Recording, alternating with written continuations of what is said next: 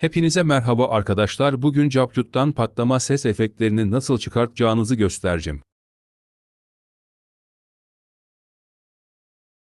Gösterdiğim yere tıklıyoruz.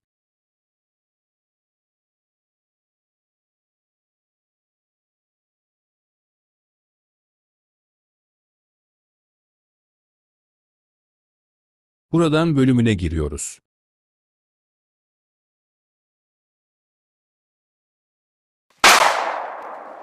Buradan gösterdiğim seslere dokunup istediğinizi yapabilirsiniz.